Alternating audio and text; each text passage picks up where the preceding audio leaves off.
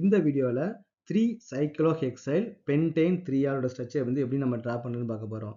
அப்போ பென்டேனா நீங்கள் என்ன பண்ணுங்க, ஒரு 5 கார்பனேட் வந்து நம்ம வந்து டிரா பண்ணிடுவோம். 1 2 3 4 5. ஓகே, ஸோ 5 கார்பனேட் டிரா பண்ணியாச்சு. தேர்ட் கார்பனில் சைக்ளோஹெக்சைல் 1 2 3.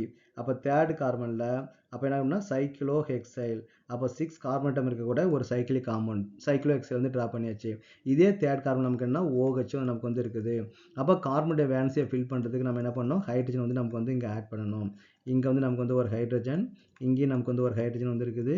இங்கே ஒரு ஹைட்ரஜன், இங்கே ஒரு ஹைட்ரஜன். அப்போ ஹைட்ரஜன் வச்சு நம்ம என்ன பண்ணணும், கார்பனுடைய வேலன்ஸ் எல்லாத்தையும் நம்ம வந்து ஃபில் பண்ணிக்கணும்.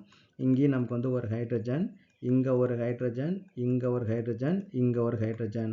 அப்போ வாட் இஸ் த ஸ்ட்ரக்சர் வரும், CH3. ஃபர்ஸ்ட் நமக்கு வந்து CH3, அப்புறம் CH2, அப்புறம் வந்து ஒரு கார்பன் வந்து இருக்குது. இது நம்ம என்ன பண்ண போறோம்னா சைக்ளோஹெக்சைல் வந்து நம்ம வந்து பண்ணுறோம். ஓகே, சைக்ளோஹெக்சைல். அப்புறம் இங்கே வந்து நமக்கு வந்து என்ன ஒரு OH வந்து இருக்குது. இங்கே நமக்கு வந்து CH2, இங்கே நமக்கு வந்து CH3 வந்து இருக்குது. So this is the structure of 3 cyclohexyl. Okay, third பொசிஷனில் சைக்ளோஹெக்சைல் வந்து இருக்குது. 5 கார்பனேட்டம் வந்து இருக்குது. தேர்ட் பொசிஷனில் ஆல்கஹால் வந்து இருக்குது. So this is the structure of 3 cyclohexyl pentane.